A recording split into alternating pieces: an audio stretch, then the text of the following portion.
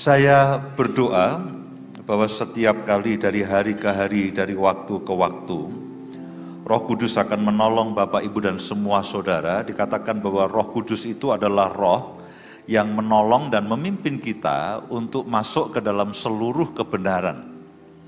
Dan itulah yang setiap kali saya doakan, saya rindukan, dan saya berharap bahwa setiap saya dan saudara dari waktu ke waktu itu pengertian, lalu hikmat dan pewahyuan akan Tuhan itu bisa terus bertambah. Dan karena itulah kalau Bapak Ibu cermati, setiap kali saya berkhotbah, saya seringkali membaca demikian banyak ayat firman Tuhan dengan satu tujuan supaya saudara dan saya itu dari waktu ke waktu, dari hari ke hari, itu pengertian akan firman itu akan terus bertambah. Karena apa yang Yesus sudah lakukan dalam kehidupan saya dan saudara, dan yang Yesus terus lakukan dalam kehidupan saya dan saudara, itulah yang sebetulnya menjadi pusat daripada pemberitaan firman Tuhan, itu menjadi pusat daripada semua hal yang kita dengar. Nah, pagi hari ini saya akan melanjutkan apa yang saya sudah sampaikan 2 minggu kemarin. Saya berharap ini akan makin dalam dan makin luas juga. Monitornya kurang, ini feedback. Saya berharap Roh Kudus akan menolong saudara dan saya, sehingga pengertian dan pemahaman saudara akan firman Tuhan itu akan makin tajam, makin banyak, dan makin luas. Karena firman yang kita mengerti itulah yang sebetulnya akan memerdekakan akan kehidupan saya dan saudara. Nah, tema firman pada pagi hari ini adalah, coba ditayangkan, berbuah dari firman atau rahasia doa yang efektif. Bisa tolong ditayangkan? Ya, judul khotbahnya adalah berbuah dari firman atau rahasia doa yang efektif. Bisa tolong diketikkan di atas. Mari lihat sama-sama di dalam Injil Yohanes, kita akan lihat kembali di dalam Injil Yohanes pasal yang ke-15.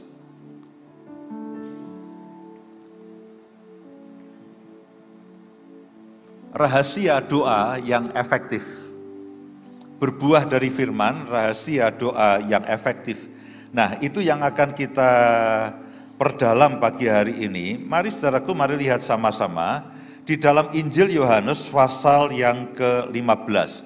Ini ayat yang minggu lalu juga kita sudah baca. Dan ini merupakan perikop yang sangat ajaib, merupakan perikop yang sangat penting, saudaraku. Berbuah dari firman atau rahasia doa yang efektif. Saya berharap Roh Kudus akan menolong saya dan saudara semuanya. Yohanes pasal yang ke-15 ayat yang pertama. Injil Yohanes pasal yang ke-15 ayat yang pertama.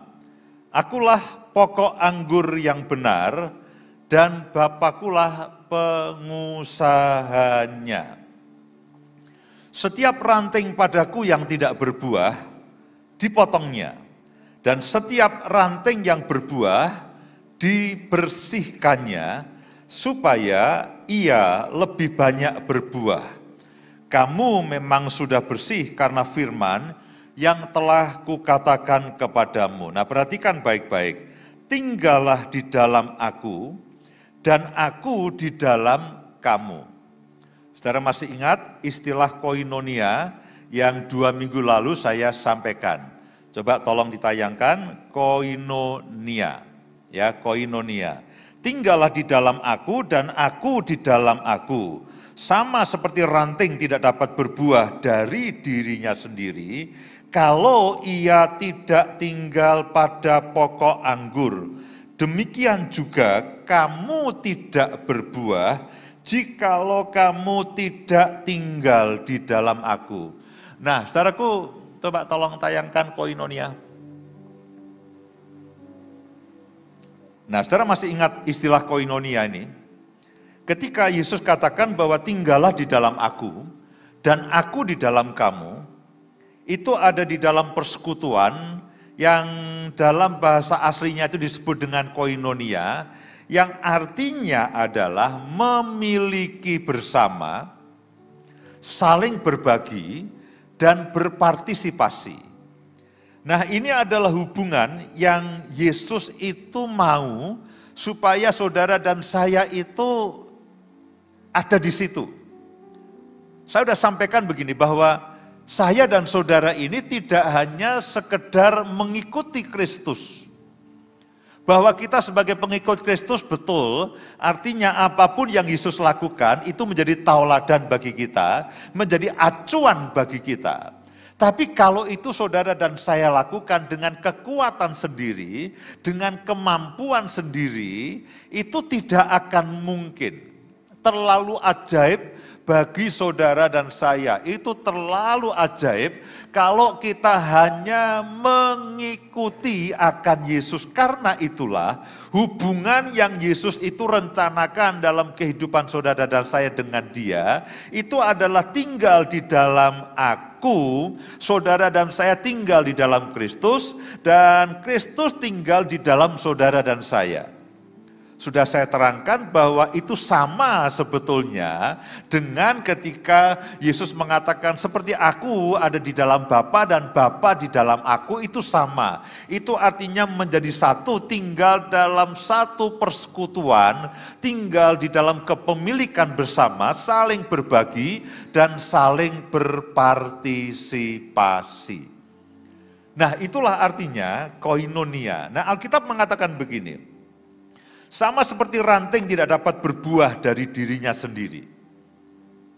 Ranting dia harus nempel kepada pokok anggurnya supaya dia mengeluarkan buah yang diambil dari sari-sari makanan yang ada di pokok anggur. Itulah yang ranting sedot. Jadi tidak ada ranting itu terlepas lalu mengeluarkan buah lalu diberikan kepada pokok anggur, itu tidak, saudaraku. Jadi kadang-kadang kalau kita begini, wah aku ingin melayani Tuhan, lalu pelayanan ini aku persembahkan kepada Tuhan. Sikap hati itu betul, tapi sebetulnya yang memberikan saya dan saudara kemampuan untuk melayani, itu adalah Tuhan sendiri lewat Roh Kudus yang ada dalam kehidupan saudara dan saya. Oh Pak, saya mau bekerja keras, nanti kalau saya menghasilkan saya akan berikan kepada Tuhan sebagai persembahan. Sebetulnya Roh Kudus itu menolong saudara dan saya. Tuhan memberikan berkat-Nya kepada saudara dan saya. Tuhan memberikan kemampuan, memberikan kesanggupan, memberikan anugerah-Nya, pengurapan-Nya, sehingga saudara dan saya diberkati. Lalu dikatakan bahwa ada roti yang saudara harus makan dan ada benih yang saudara harus taburkan kembali. Dan lalu dari berkat yang saudara terima sebetulnya, dari berkat yang saudara terima, itulah yang saudara persembahkan kembali kepada Tuhan dalam bentuk apapun. Jadi karena itulah Alkitab katakan bahwa kesanggupan kita itu asalnya dari Tuhan. Tuhanlah yang memberkati kita. Pada waktu Dia memberkati Abraham, aku akan memberkati kamu dan menjadikan kamu berkat bagi semua bangsa. Jadi saya berharap bahwa pengertian dan pemahaman Kristen saudara itu akan makin hari makin kokoh dan makin sesuai dengan firman Tuhan, bahwa sebetulnya yang melakukan segala sesuatu dalam kehidupan kita itu adalah Kristus yang ada di dalam kehidupan kita. Firman-Nya mengatakan tinggallah di dalam aku dan aku di dalam kamu. Tentu bisa saja begini, saudara tidak mengandalkan Tuhan itu bisa.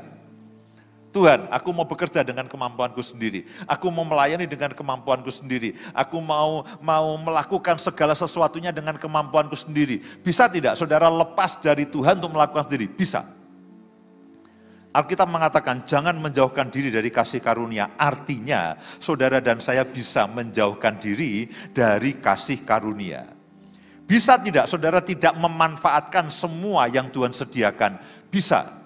Alkitab mengatakan kita bisa membuat kasih karunia itu menjadi sia-sia, itu bisa. kita bisa menyalahgunakan kasih karunia itu bisa. Jadi kalau saudara katakan, Pak, saya tidak mau mengandalkan Tuhan, saya mau melakukan dengan upaya saya sendiri, kekuatan saya sendiri, itu bisa saudaraku. Begitu saudara mengingkari, saudara tidak mengharapkan dan tidak mengandalkan akan pertolongan Tuhan dalam kehidupan saya dan saudara, itu artinya bahwa saudara melakukan semuanya dengan kekuatan sendiri.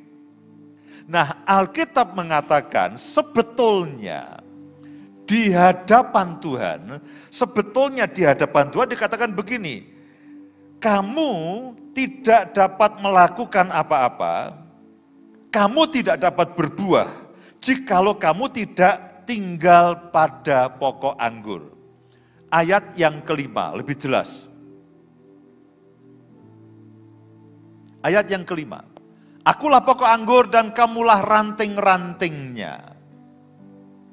Barang siapa tinggal di dalam aku, dan aku di dalam dia, ia berbuah banyak. Jadi buah kehidupan, itu semua asalnya dari Tuhan sendiri. Artinya bahwa segala sesuatu yang saudara itu lakukan, entah saudara sebagai suami, sebagai istri, sebagai orang tua, kalau saudara mau melakukan tugas, tanggung jawab, dan panggilan saudara, dan kodrat ilahi yang Tuhan tetapkan untuk saudara, saudara harus menyadari Tuhan, aku perlu kemampuanmu, aku perlu pertolonganmu. Sebagai seorang ayah, aku harus bagaimana? Sebagai seorang ibu, aku harus bagaimana? Sebagai orang tua, aku harus bagaimana? Sebagai pengusaha, aku harus bagaimana? Sebagai seorang dosen aku harus bagaimana? Sebagai seorang pelayan aku harus bagaimana? Roh Kudus tolong aku, beri aku hikmat, beri aku pengertian, dan pengurapanmu dan kesanggupan yang daripadamu, itulah yang bekerja dalam kehidupanku, sehingga aku bisa melakukan semua peran dan tanggung jawab yang Tuhan percayakan kepadaku, dan itu semua berhasil baik. Dan hasilnya itu bukan dari kemampuanku sendiri, tapi hasilnya adalah dari Yesus yang ada di dalam aku, yang dalam hal ini diwakili oleh Roh Kudus. Itulah yang membuat saya dan saudara itu bisa berbuah dalam semua bagian hidup kita. Karena Alkitab mengatakan begini, di luar aku engkau tidak bisa melakukan apa-apa. Loh Pak, kok bisa? Itu bukan daripada Tuhan. Itu dari kekuatan kamu sendiri. Itu dari hikmatmu sendiri. Atau engkau mungkin mengandalkan orang lain. Itu karena saudara melakukan dengan, Pak, saya punya pengalaman, saya punya koneksi, saya punya teman, saya punya kekuatan, saya punya power. Nah, ketika saudara itu kumpulkan, bisa tidak saudara melayani? Bisa tidak saudara melakukan satu? Bisa, saudaraku. Tapi itu di luar Tuhan. Dan Alkitab mengatakan terkutuklah manusia yang mengandalkan manusia. Terkutuklah yang mengandalkan manusia. Mengandalkan kemanusiaannya, mengandalkan kedagingannya, mengandalkan kemampuan pribadinya, apalagi mengandalkan orang lain, tidak mengandalkan Tuhan. Nah, Tuhan itu sudah memberikan memberikan seluruh yang ada di dalam dirinya, itu dalam kehidupan saudara lewat Roh Kudus yang sekarang ini ada di dalam saudara. Jadi persekutuan dengan Roh Kudus, menyadari kehadirannya, menyadari akan kemampuannya, dan mengandalkan akan Dia, itu tidak bisa ditiadakan, itu tidak bisa. Saya dan saudara sejatinya seharusnya seperti itu. Karena Alkitab katakan, di luar aku, kamu tidak bisa melakukan apa-apa. Ayat yang ke-6. Barang siapa tidak tinggal di dalam aku, ia dibuang keluar seperti ranting dan menjadi kering. Saya berharap ini tidak terjadi dalam kehidupan saya dan saudara. barang siapa tidak tinggal di dalam aku, saya dan saudara hanya mengandalkan kekuatan diri sendiri.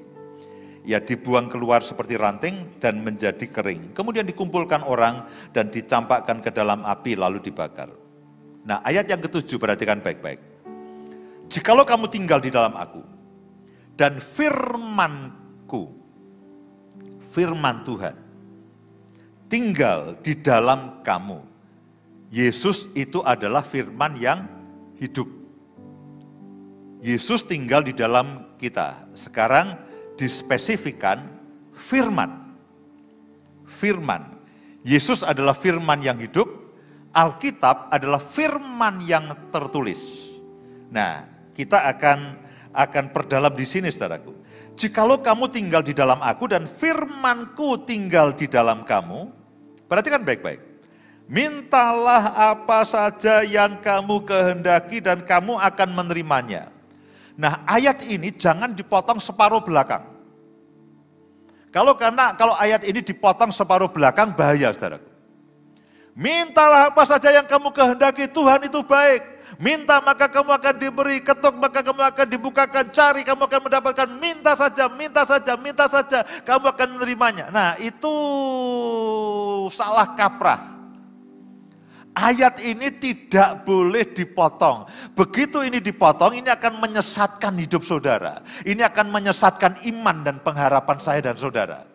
Minta saja, Tuhan itu baik, Tuhan itu murah hati. Lalu kita fokusnya kepada minta apa saja yang kamu kehendaki, niscaya kamu akan menerimanya. Tidak bisa, saudaraku. Saudara tidak bisa potong ayat ini pada bagian terakhir. Dan karena yang atas itu susah, Pak. Saya maunya yang terakhir ini yang memberikan satu kesenangan dalam kehidupan saya. Tidak bisa, saudaraku. Jadi kadang-kadang, makanya saya katakan, saudara harus baca Alkitab, konteksnya harus jelas. Ya, itulah alasan, saudaraku, kenapa saya acap kali ketika saya berkhotbah, saya selalu baca satu perikop. Supaya apa? Saya dan saudara itu tidak salah arti, tidak sesat di jalan. Jikalau kamu tinggal di dalam aku, jikalau kamu tinggal di dalam persekutuan dengan aku, dan firmanku tinggal di dalam kamu, mintalah apa saja yang kamu kehendaki dan kamu akan menerimanya. Dalam hal inilah Bapa-Ku dipermuliakan, yaitu jika kamu berbuah banyak, dan dengan demikian kamu adalah murid-murid-Ku. Nah, ada satu ayat lagi yang saya ingin tunjukkan pada saudara.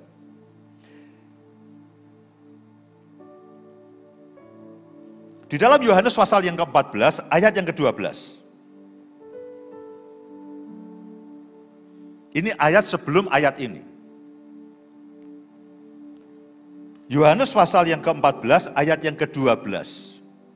Aku berkata kepadamu, sesungguhnya barang siapa percaya kepadaku, ia akan melakukan juga pekerjaan-pekerjaan yang aku lakukan. Bahkan pekerjaan-pekerjaan yang lebih besar daripada itu. Sebab aku pergi kepada Bapa, dan apa juga yang kamu minta dalam namaku. Apa juga yang kamu minta di dalam namaku. Perhatikan di dalam Yohanes 15 ayat 7 dikatakan, mintalah apa saja yang kamu kehendaki. Nah, di dalam Yohanes 14 ayat yang ke-13 ini dikatakan, dan apa juga yang kamu minta dalam namaku, aku akan melakukannya, supaya Bapa dipermuliakan dalam anak. Jika kamu minta sesuatu kepadaku dalam namaku, aku akan memuliakannya. Nah, pada ayat yang ke-13 dikatakan, supaya Bapa dipermuliakan di dalam anak. Jadi begini, Yesus itu punya tanggung jawab moral terhadap saudara dan terhadap Bapa. Ini Yohanes 14 ayat 12 sampai 14. Kira-kira begini isinya. Yesus itu punya tanggung jawab moral terhadap saya dan saudara dan terhadap Bapa. Dia katakan begini, kalau kamu minta dalam namaku, aku akan melakukannya. Supaya kamu berbuah banyak. Nah, dengan demikian Bapa akan dipermuliakan. Jadi dia ini pengantara, pembela yang baik. Dia mau saya dan saudara itu mendapatkan apa yang saudara harusnya saudara terima. Di sisi lain, dia juga punya kepentingan supaya Bapa itu dipermuliakan. Ketika saya dan saudara berbuah banyak. Dari sini kita tahu bahwa sebetulnya Yesus itu inginnya adalah saya dan saudara. Kalau tidak kan sama saja bohong. Kalau tidak, kekristenan saya dan saudara sama saja bohong. Saudara berdoa dan tidak pernah dikabulkan. Lalu setiap kali kita khotbah mengenai doa, seminar mengenai doa, buku mengenai doa, terobosan pemulihan akan kelimpahan dan sebagainya. Saudara bisa bayangkan kalau saya dan saudara tidak pernah mengalami pertolongan Tuhan sama sekali dalam kehidupanmu. Saudara bisa bayangkan, itu sama saja bohong. Iya toh? Kalau saya dan saudara itu tidak pernah mengalami pertolongan Tuhan dalam kehidupan kita, apa yang kita doakan sama sekali tidak pernah dijawab. Loh, maafkan, sama saja bohong loh. Sama saja bohong. Saudara tidak penuh dengan limpah dengan syukur, dan Bapa tidak dimuliakan, dia dihujat. Katanya Bapa yang baik, saya dibiarkan. Katanya dia Bapa yang murah hati. Mana itu ayat yang mengatakan belas kasihannya selalu baru setiap hari, berkatnya selalu baru setiap hari. Mana itu katanya dia adalah gembala yang baik yang menuntun aku ke air yang tenang, ke rumput ya padang rumput yang hijau. Mana buktinya, mana buktinya. Nah kalau sudah begitu saudaraku, loh ini kan runyam. Saudara akan menggerutu dan saudara akan mengeluh, saudara bahkan akan menghujat. Dan tidak banyak yang tidak sedikit juga yang akhirnya mengingkari dan meninggalkan imannya, lalu Bapa tidak dipermuliakan.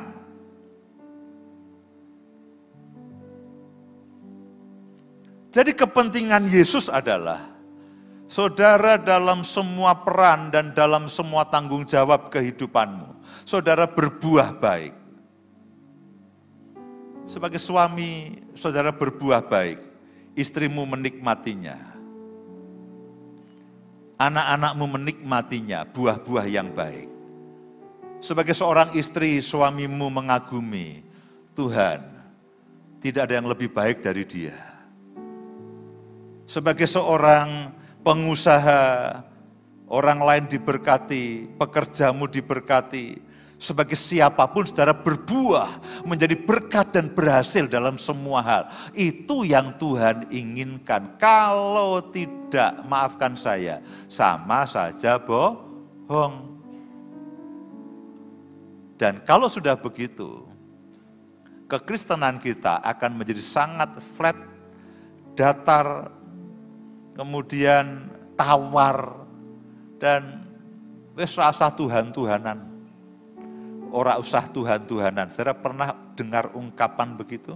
Ora usah Tuhan-Tuhanan. Ora usah niat-niatan. Wis ora usah niat-niatan, kamu ngapain niat, terlalu niat kamu pelayanan ke sana kemari, melayani orang-orang yang dari penjara dan sebagainya. Wong Tuhan tidak baik kok ngapain. Nah, kepentingan Yesus adalah Bapa dimuliakan, saudara dan saya berbuah banyak. Karena itulah saya minta background buah, saya mau buah, saya bilang begitu. Supaya apa? Inilah yang menjadi kerinduan Tuhan. Saudara berbuah dan Bapa dimuliakan. Bahkan Yesus mengatakan, mintalah dalam namaku, aku akan melakukan supaya Bapa-Ku dipermuliakan. Kalau kamu ini berbuah banyak dan orang akan tahu kamu juga muridku.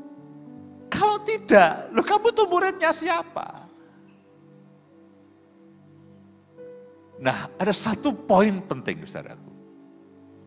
Ada satu poin penting yang dalam waktu selanjutnya kita akan minta Roh Kudus untuk menolong saya dan saudara. Supaya apa? Kita mengerti. Kalau begitu benang merahnya di mana? Benang merahnya di mana? Benang merahnya itu di mana? Sehingga nih ya, sehingga apapun yang kita minta di dalam nama Tuhan Yesus itu akan dikabulkan. Itulah kenapa saya katakan bahwa pokok doa saya, khotbah saya adalah berbuah dari firman atau rahasia doa yang efektif. Nah, kembali ke Yohanes 15 ayat yang ke-7. Perhatikan baik-baik.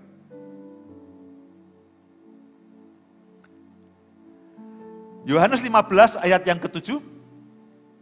Jikalau kamu tinggal di dalam aku dan firmanku tinggal di dalam kamu, mintalah apa saja yang kamu kehendaki. Nah, perhatikan frasa yang mengatakan, kalimat yang mengatakan firmanku tinggal di dalam kamu. Kuncinya di situ, saudaraku. Firmanku tinggal di dalam kamu, lalu saudara boleh minta apa saja yang kamu kehendaki. Nah, pengertian daripada tinggal di dalam kalimat yang mengatakan firmanku tinggal di dalam kamu, itu artinya adalah ajaran-ajaran firman Tuhan itu tersimpan dalam hati kita. Tersimpan dalam hati kita. Tersimpan dalam hati kita. Tersimpan dalam hati kita. Bukan hanya sekedar sebagai sebuah pengetahuan, tapi betul-betul firman janji-janji Tuhan yang ada di dalam Alkitab itu tersimpan dalam hati saudara dan saya, betul-betul tersimpan dalam hati. Kebenaran lainnya mengatakan, yang keluar dari mulut, keluar dari mana? Hati. Hati. Kemudian, arti kata tinggal yang lain itu begini. Selain firman itu menetap dalam hati kita, lalu firman itu menjadi kerinduan untuk saudara dan saya taati. Menjadi kerinduan untuk saudara dan saya taati. Ketika firman itu tinggal di dalam hati kita, nanti kita akan sampai caranya bagaimana supaya firman itu tinggal dalam hati kita. Ya, membaca, merenungkan siang dan malam, mempelajarinya. Lalu ketika firman itu tinggal di dalam hati kita, otomatis firman itu menjadi sebuah kerinduan untuk kita hidup di dalamnya dan kita mentaatinya. Saya kasih contoh. Ada masanya sekian belas tahun yang lalu, itu saya tiba-tiba suka dengan burung berkicau. Pak Nono saksinya. Saya suka dengan burung berkicau. Jadi di waktu senggang saya selalu lihat iklan-iklan burung di OLX, Pak. Ya, saya lihat iklan-iklan burung apa begitu. Nah, ketika saya lihat terus, timbullah keinginan. Selalu timbul keinginan ke pasar burung. Bahkan kadang-kadang kalau keluar kota, saya cari pasar burung. Loh, betul. Di Muntilan saya cari burung kacer, saudaraku. Ya, karena apa, dulu ayah mertua saya itu pernah ngajak ke pasar burung itu. Ya, itu juga warisannya, saya diwarisi selain anaknya, diwarisi kesukaan burung berkicau itu. Nah, lalu itu menjadi obsesi saya. Hampir setiap Sabtu saya selalu ke pasar burung. Pulangnya kalau tidak bawa burung, minimal bawa kroto. Atau pisang buat makan burung. Dan ketika saya, kebetulan Pak Nono ini juga suka dengan burung berkicau. Bahkan sampai saya ulang tahun pun dihadiahi burung, murai. Sekarang masih hidup tuh. Apa yang saya baca, lalu itu tersimpan dalam hati saya, itu menjadi keinginan. Dengan kata lain begini saudaraku, ketika firman itu tinggal dalam kehidupan saya dan saudara, otomatis yang akan menjadi keinginan dalam kehidupan saudara, itu adalah apa yang ada di dalam firman itu. Dan bagi Tuhan, firman yang ada tertulis dalam Alkitab yang diilhamkan oleh Roh itu, bagi Tuhan dia punya komitmen setiap firman yang keluar dari mulut Tuhan itu harus terjadi dan harus digenapi. Setiap firman yang keluar dari mulut Tuhan itu harus terjadi dan digenapi. Nah, kalau firman ini ada di dalam hati saudara, menjadi renungan dalam kehidupan saudara, menjadi renungan dalam hati saudara, akhirnya firman itulah yang keluar dalam bentuk doa. Nah, ketika saudara meminta firman itu terjadi, sedangkan Tuhan itu ingin supaya firman-Nya itu digenapi, lihat ini klop. Cuman yang kalau saudara menjadi renungan hati saudara, itu adalah nafsu. Itu adalah keangkuhan, itu adalah kesombongan, itu adalah falsafah manusia, itu adalah keinginan dunia, keangkuhan hidup, tipu daya kekayaan. Nah, itu yang selalu saudara renungkan. Saudara adalah misalkan penggila atau penggemar barang-barang bagus. Saudara terus melihatnya, kemana pun saudara melihatnya. Saudara lihat orang lain memakainya, saudara mulai sirik. Saudara melihat orang lain punya mobil yang lebih bagus, saudara mulai ngomel, lalu saudara kata, Tuhan, aku anakmu, aku minta mobil yang lebih baik supaya aku tidak dipermalukan. Nah, itu bukan firman Tuhan. Itu egomu. Nah, ketika ego kita ingin mendapatkan makanannya, dengan supaya apa yang kita mau itu digenapi, ya tidak nyambung. Tidak nyambung. Karena apa? Ketika saudara sudah ditebus, Tuhan sudah memberikan kodrat ilahinya, rencananya, dan panggilan surgawinya ke dalam hidup saudara dan saya. Begitu kita beli barang baru, yang kita baca adalah petunjuk pemakaian. Saudara beli obat batuk, yang saudara baca apa? Petunjuk pemakaian, cara minumnya, aturan minumnya, itu yang saudara lihat. Begitu saudara menjadi anak Tuhan, begitu saudara dan saya menjadi anak Tuhan, yang harus saudara tekuni adalah ini nih, firman Tuhan. Tidak bisa tidak. Tidak bisa tidak. Tidak bisa tidak. Niko, keluarkan kata-kata yang pertama Niko, yang tadi saya kirimkan ke kamu. Saya perhatikan kata-kata ini. Jika kita tinggal di dalam Kristus dan firman-Nya tinggal di dalam kita, kita tidak akan meminta apapun selain yang pantas kita dapatkan. Iya toh?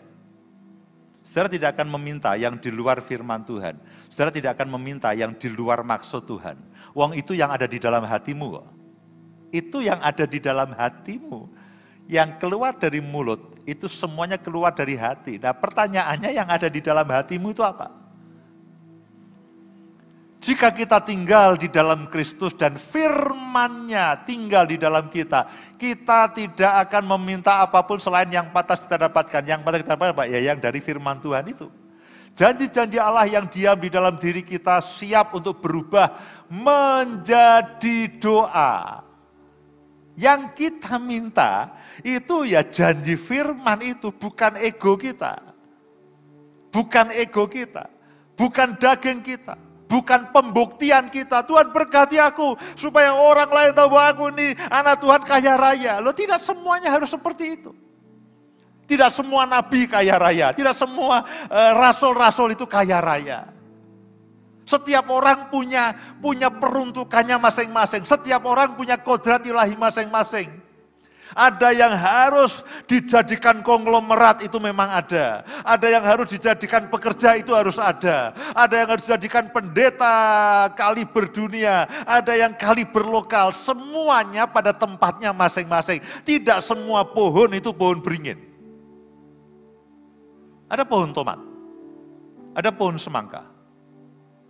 Loh yang aneh.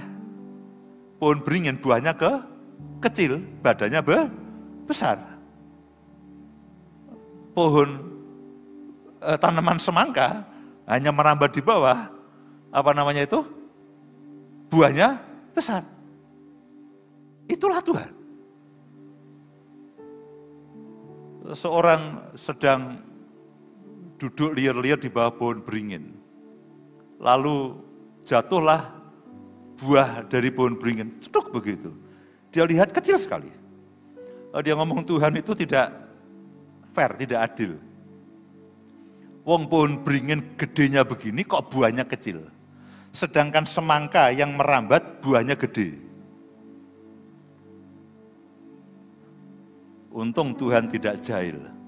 Lalu itu buah pohon beringin dibuat sebesar buah semangka. Lalu nibani kepala kita kan kopior, saudara. Janji-janji Allah yang diam di dalam diri kita siap untuk berubah menjadi doa. Dan doa-doa yang dipanjatkan demikian pastilah dikabulkan. Karena doa kita sesuai dengan janji Allah, sesuai dengan kehendak Allah dalam kehidupan saya dan saudara.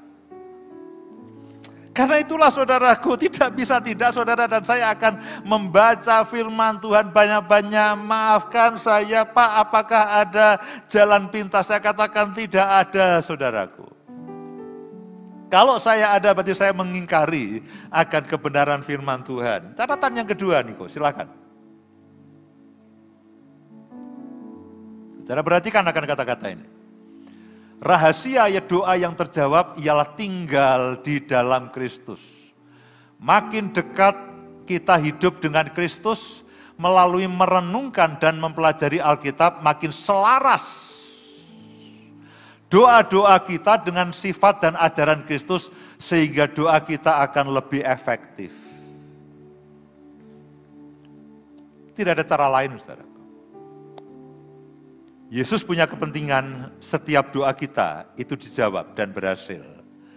Yesus juga punya kepentingan tanggung jawab kepada Bapa supaya dia dimuliakan. Dengan cara apa? Setiap saya dan saudara itu berbuah banyak. Nah kalau doamu itu, makanya dalam minggu lalu saya katakan begini, doa itu kita menyelaraskan diri kita dengan kehendak Allah. Makanya dalam doa Bapa kami dikatakan, Bapa kami yang di surga dikuduskanlah namamu, datanglah kerajaanmu.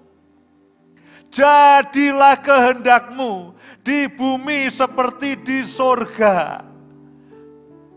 Jadi saudara dan saya harus memahami, mengerti apa yang Tuhan mau supaya saudara minta dan doakan. Bukan berdasarkan ego saudara, bukan berdasarkan ambisi saudara, bukan berdasarkan karena keterdesakan saudara. Wah aku terpepet ini Pak, aku sedang meminta pembelaan daripada Tuhan. Bukan hanya itu saudaraku. Saudara harus menemukan firman Tuhan dalam hidup saudara, lalu jadikan itu pokok doa. Lupa ada ayat lain mengatakan, janganlah hendaknya kamu khawatir tentang apapun, tapi nyatakanlah segala sesuatunya kepada Tuhan dalam doa dan pengucapan syukur. Boleh. Saya juga pernah ajarkan, jadikan setiap kekhawatiranmu itu menjadi pokok doa. Tapi kehendak Tuhan dibandingkan dengan kekhawatiranmu, kehendak Tuhan jauh lebih mulia, jauh lebih baik daripada sekedar pemenuhan dari kebutuhanmu. Karena kita tidak tahu, karena kita tidak tahu kehendak Tuhan dalam kehidupan kita, lalu acap kali kita mencoba mengajari Tuhan. Tuhan harusnya hidupku tuh begini. Harusnya hidupku tuh begini, aku bosan itu Tuhan. Dengan apalah, dengan tipe mobil tertentu, aku bosan dengan city car, aku bosan dengan aku harus punya mobil yang mewah. Nah kalau itu cuma digerakkan oleh ambisi saudara, ya tidak nyambung saudaraku. Tidak nyambung. Tidak nyambung.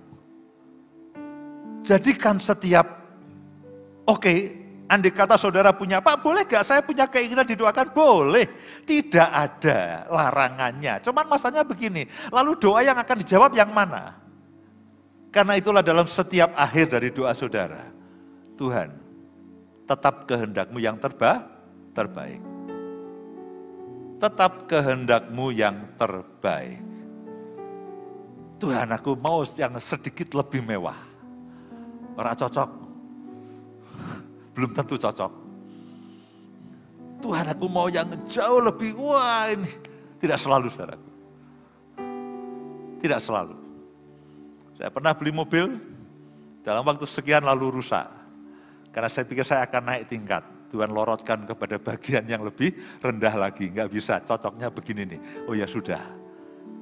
Sejak itu saya tidak ganti merek dan tidak ganti tipe. Ya sudah, saya harus belajar memuaskan diri saya dengan apa yang Tuhan sediakan untuk hidup saya. Pertanyaannya adalah, lalu bagaimana? Lalu bagaimana firman itu masuk dalam hati kita? Bagaimana supaya firman itu masuk dalam hati kita? Mazmur pasal yang pertama, ayat yang pertama, saudaraku. Mazmur pasal yang pertama, ayat yang pertama.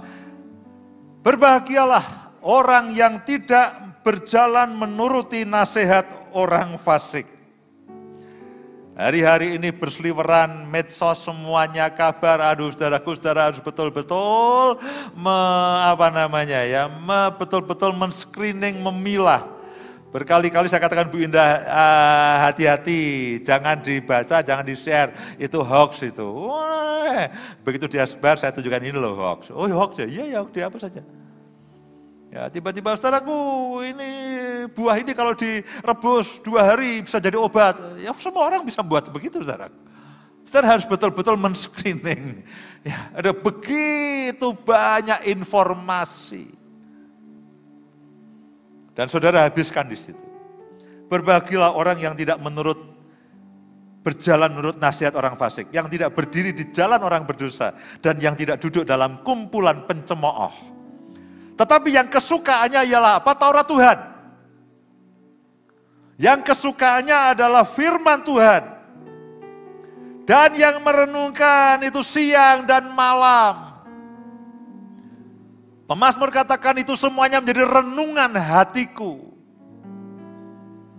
Ia seperti pohon yang ditanam di tepi aliran air, yang menghasilkan buahnya pada musimnya, dan yang tidak layu daunnya, apa saja yang diperbuatnya berhasil. Saya dan saudara ingin seperti itu, ingin seperti pohon yang ditanam di tepi aliran air, yang berbuah pada musimnya, yang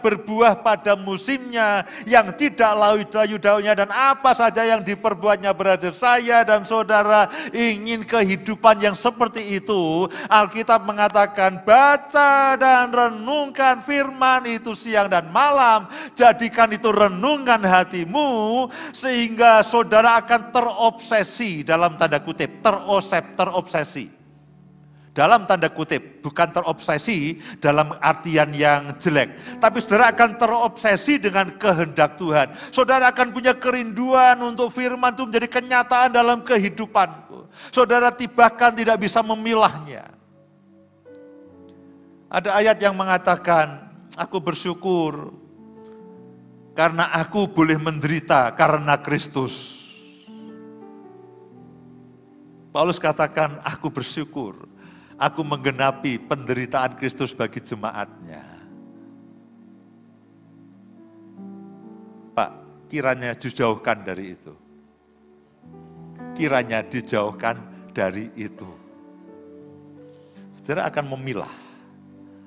Tapi kalau saudara mengerti, penderitaan karena kebenaran, penderitaan karena menggenapi penderitaan Kristus untuk jemaatnya. Loh, Edi melayani orang-orang, mengajari, kapan tuh saya lihat ngajari baca tulis, itu ODGJ atau ex penjara ya? ODGJ ya? Ya itu kan, lah kok ngajari ODGJ, ngajari sing waras aja tensi bisa naik, loh ya Bu Indah ya, ngajari sekolahan EDW aja sanggup ya, tanya itu anak saya. Ya kalau yang ngajari kita ujungnya apa? Ribut. Karena itu kita leskan kepada yang lainnya, yang profesional. Ya toh Pak, ya Bu Lili ya. Ya kalau yang ngajari kita ribut kan. Loh ini ngajari ODGJ. Ini ngajari ODGJ. Ngajari baca tulis, Adi Sali juga. Mungkin ya. Jangan-jangan saya berharap itu salah. Edi lebih sabar ngajari ODGJ daripada ngajari anaknya. Jangan-jangan begitu ya. Ya Rak Bu. Oh enggak Pak, sama-sama. Puji Tuhan, berarti betul-betul kamu luar dalam, kualitasnya bagus ya. Kalau aku tidak ya, ngajari orang lain sabar, ngajari anak dewi sabar. Itu yang terjadi. Itu penderitaan karena melengkapi penderitaan Kristus untuk jemaatnya. Jemaat yang ODGJ. Mereka tidak selalu mendapatkan penglihatan mengenai Yesus ngajar paket A, itu tidak selalu mendapat penglihatan seperti itu. Mereka ingin melihat Yesus yang ada dalam kehidupan Edi, lalu Edi ngajari mereka baca tulis. Itu apa ya? Nahan emosi, harus mengeluarkan buah roh kesabaran. Kalau begitu yang keluar, buah roh yang keluar itu bukan kelimpahan. Itu kesabaran. Itu kesabaran dia diperas luar biasa, pengendalian diri diperas luar biasa. Oh, ini apa? Bukan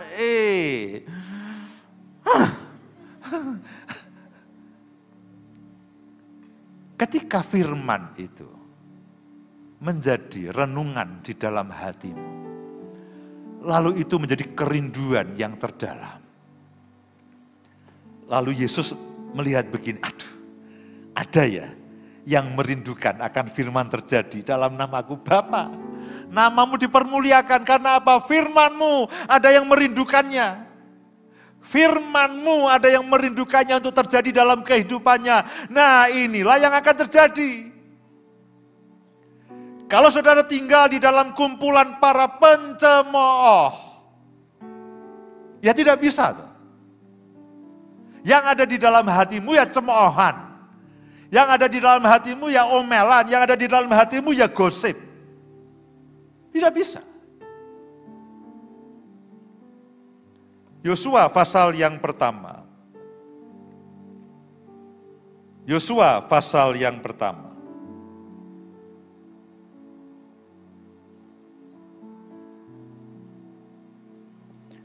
Ayat yang ke-8. Janganlah engkau lupa memperkatakan kitab Taurat ini, tetapi renungkanlah itu siang dan malam. Jangan lupa engkau memperkatakannya. Yang tadi dikatakan yang kesukaannya. Di dalam Mazmur dikatakan yang kesukaannya ialah Taurat Tuhan. Kesukaannya firman Tuhan, kesukaannya baca Alkitab dan merenungkannya. Di dalam Yosua dikatakan yang memperkatakan dan merenungkan siang dan malam, saudaraku. Memperkatakan, merenungkan, menyukainya siang dan malam. Supaya engkau bertindak hati-hati sesuai dengan segala yang tertulis di dalamnya. Sebab dengan demikian perjalananmu akan berhasil dan engkau akan beruntung. Memperkatakan, merenungkannya, menyukainya.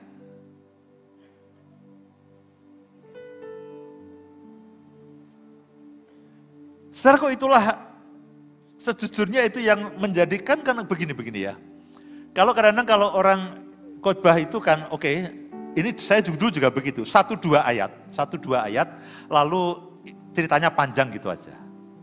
Itu saya dulu begitu. Saya teman belakangan saya katakan enggak lah. Kalau saya akan baca sebisa mungkin 1 perikop. Ya, saya akan penuhi dengan banyak ayat. Yang bingung itu yang bagian multimedia, saudaraku. Kadang-kadang saya nyebut ayat, suruh nyarikan ayatnya, itu repot lagi. Ya, pengkhotbah kok suruh nyarikan ayat sama bagian multimedia. Saya nyebut kata kuncinya, "But, tolong carikan ayat ini." Langsung dalam waktu 3 detik ketemu ayatnya. Supaya apa? Saudara itu aware, saudara itu perhatian dengan ayat-ayat firman Tuhan. Dan itu menjadi renungan hatimu. Itu menjadi kesukaanmu. Itu yang kau ucapkan. Itu yang kau renungkan pagi, siang, dan malam. Sehingga akhirnya saya dan saudara dalam tanda kutip terobsesi. Dalam tanda kutip, dalam pengertian yang baik, saudara akan terobsesi dengan firman itu, supaya firman itu jadi dalam kehidupan saudara dan saya.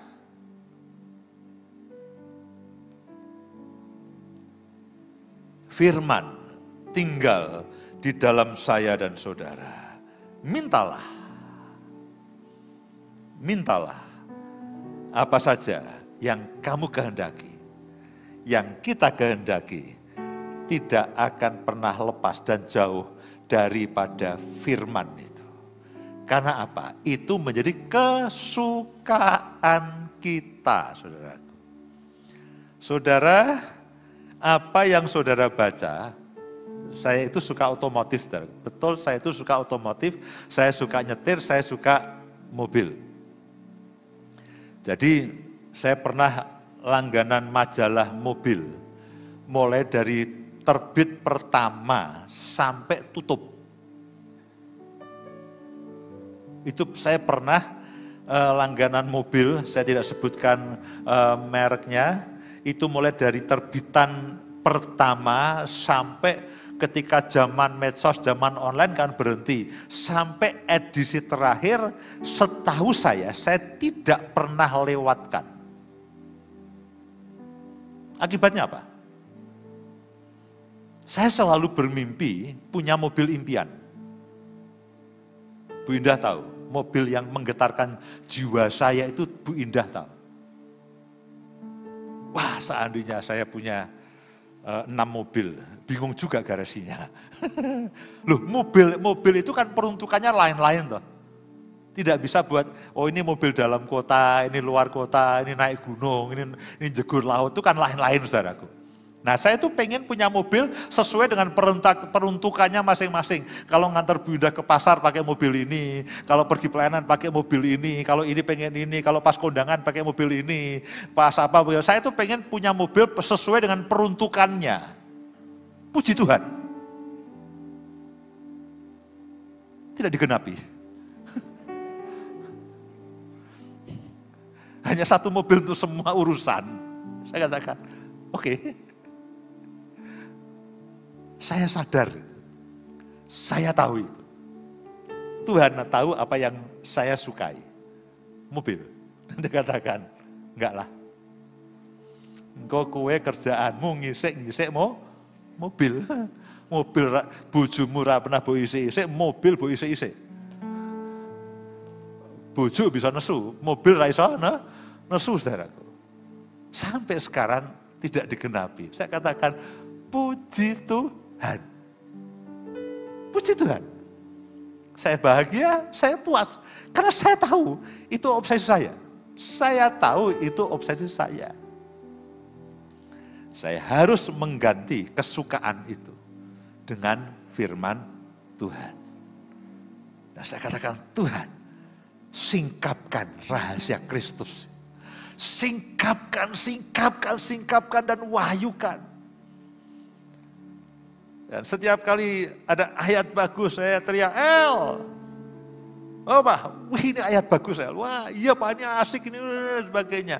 Nah saya katakan, aduh, ketika kerinduan kita adalah wahyuan daripada rahasia kebenaran, rahasia Injil, rahasia Kristus, saudaraku. Lalu itu menjadi obsesi saudara, menjadi kerinduan saudara. Lalu Tuhan, aku mau ini terjadi. Lalu Tuhan katakan, Bapak ini ada anakmu yang pengen supaya firmanmu digenapi. Nah kalau ini digenapi, berarti firmanmu itu ya dan amin, engkau dimuliakan. Dan anakmu ini dipuaskan. Dan dia minta dalam namaku, kita sama-sama untung nih. Jadikan aja. Itulah arti daripada Yohanes 15 ayat yang ke-7 tadi. Kalau kamu tinggal di dalam aku dan firmanku tinggal di dalam kamu, mintalah apa saja. Apa sajanya ini saya yakin tidak akan pernah dari kesukaan saudara. Yang saudara mintai adalah kesukaanmu. Yang Alkitab mengatakan yang kesukaannya adalah firman Tuhan. Yang merenungkan siang dan malam. Ayat yang terakhir, silakan pelayan pujian bisa maju ke depan.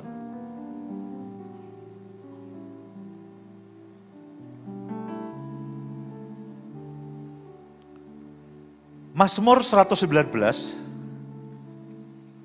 ayat yang ke-105. Saudara perhatikan ayat ini. Mazmur 119, ayat yang ke-105. Ayat yang sangat familiar bagi kita. Firman-Mu itu pelita bagi kakiku dan terang bagi jalanku. Artinya apa? Firman itu menjadi sinyal, menjadi tanda kemana hidup saudara itu mengarah. Kalau saudara dalam perjalanan ke luar kota, saudara akan mencari petunjuk jalan. Sekarang dibantu dengan Google Map. Itu menolong. Tapi sekali-kali saya juga mengkonfirmasi, dia ngomong begini, oh betul, di Plang itu ngomong begini, keluar nanti exit di exit nomor 105. Oh betul 105, saya akan lihat tanda-tanda yang ada di tepi jalan, sinyal yang ada, dan saya akan dengarkan Google Map dan tanda-tanda di tepi jalan, oh itu sesuai dengan arah yang saya tuju. Nah demikian juga firman yang saudara baca, Alkitab mengatakan itu akan menjadi pelita bagi kakiku, itu akan menjadi sinyal, sign, tanda, menjadi tanda-tanda petunjuk jalan kemana hidupmu harus melangkah. Saya ulangi lagi. Firman yang sederhana ini, firman-Mu itu pelita bagi kakiku dan terang bagi jalanku. Itu firman yang ajaib, saudara. Dia akan menjadi sign, dia akan menjadi tanda, dia akan menjadi petunjuk arah hidupmu ke sini. Nah itulah yang saudara harus rindukan dan yang saudara harus inginkan. Tuhan aku mau firman ini, aku mau firman ini, aku mau firman ini.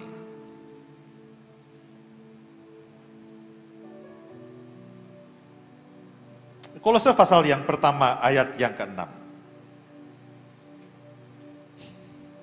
Kolose pasal yang pertama ayat yang ke-6.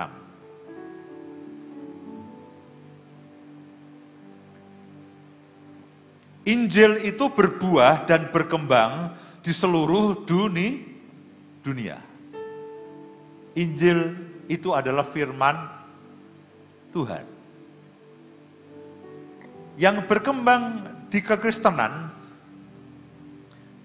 gereja yang berkembang, kekristenan yang maju, itu bukan karena masalah teknik, masalah apa, itu semua pelengkap lah. Ya, kita pastikan udaranya nyaman, semuanya oke, itu pendukung saja. Tapi yang membawa kemajuan dalam pekerjaan Tuhan itu adalah Injil ini. Injil itu apa? Injil itu kabar baik. Injil itu firman Tuhan, kabar baik yang ada di dalam Alkitab saudara. Itu adalah firman yang diwahyukan oleh Roh Kudus yang keluar dari hati Tuhan untuk anak-anaknya. Injil itu berbuah dan berkembang di seluruh dunia. Demikian juga di antara kamu sejak waktu kamu mendengarnya dan mengenal kasih karunia Allah dengan sebenarnya. Kabar baik itulah yang sebetulnya memberkati hidup saudara dan saya. Di dalam terjemahan yang lainnya, di dalam terjemahan bahasa Indonesia sehari-hari, kabar dari Allah itu tersebar ke seluruh dunia. Dan hidup orang terus diberkati oleh kabar itu, sama seperti hidupmu diberkati sejak saat kalian mendengar tentang rahmat Allah dan benar-benar menghayatinya.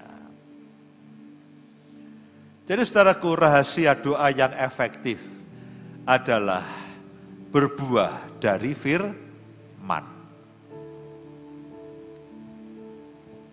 cari lagi Alkitab. Pak, sekarang Alkitab saya ada di HP, puji Tuhan. Cari lagi Alkitab. Jadikan itu kegemaran dan kesukaan. Jadikan itu renungan hatimu. Niscaya yang muncul di niatmu adalah firman Tuhan. Karena di situ ada rahasia kemuliaan Kristus.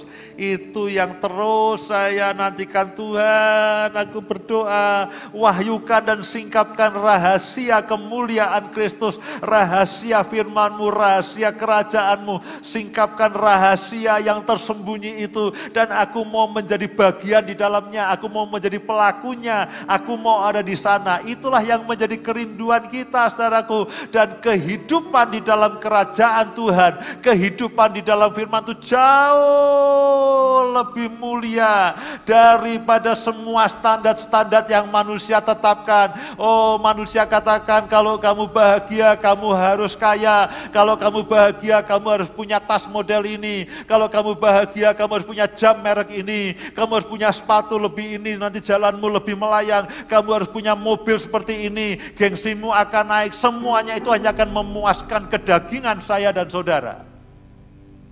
Tidak ada nilai kekekalannya sama sekali.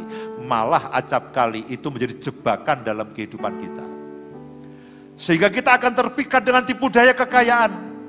Kita terpikat dengan keangkuhan hidup, kita terpikat dengan kesombongan, kita terpikat dengan pembuktian diri kita. Lihat, yang aku pakai ini semua adalah barang-barang branded, saudaraku. Saya juga semua branded. Man, branded yang murah. Bukan branded yang mahal. Branded kan ada yang murah, ada yang mahal. Ya. Itu Pak Kris ya, ada semua ada mereknya. Habis ini saudara mengejar, Pak delok merekmu, delok merekmu. Udah tak potongi saudaraku. Jadi apa yang ada di dalam hidup saudara? Apa yang menjadi kerinduanmu, kesukaanmu? Saudaraku, tidak lain selain firman. Dan kalau saudara menyukai firman itu menjadi kerinduan hatimu, menjadi renungan hatimu, menjadi obsesi positifmu. Yesus katakan, Bapa, ada yang suka dengan firman kita. Dia merindukan firman kita terjadi. Ini kalau terjadi engkau akan dimuliakan, ini mereka akan muridku. Kita semua bahagia, surga semua bahagia. Ayo kita genapi apa yang menjadi kerinduannya. Pak, Bapak, ini ada yang pengen mobil bagus. Bara-bara mobil bagus, saudaraku. Mobil saya itu ya kemarin keserempet trotoar, saya 2 jam lenger-lenger. Keserempet trotoar, 2 jam lenger-lenger, saudaraku. Aduh, aku mau kok kemepetan ya. Hanya keserempet di trotoarnya SGPC, saudaraku. Aduh, kok yang mau goblok ya aku. Kok nyetir ra iso ya? Wong parkir kok nyerempet trotoar lah, kayak belajar parkir toh. Wong Pak Nono belum lahir saya udah nyetir. Ya Pak, ya kira-kira begitu kan. Aduh, wis tak eman-eman bar tak janjakno masuk asuransi kok lihat kena lagi. Terus serempet saudaraku. Aduh, baret putih begitu. 3 jam, 4 jam, damai sejahtera saya hilang. Tuhan beri aku hikmat, caranya bagaimana? Meh tak bawa ke asuransi kok eman-eman, bayar lagi. Saya ingat spidol. Tak spidol saudaraku. Tak spidol. Pak, goleki Pak, ini sing baret. Goleki nek ketemu. Tak spidol aja, spidol hitam. Saya panggil, Mah, lihat. Loh, kok ora ketok Pak? Iya, tak spidol. Mari bangkit berdiri.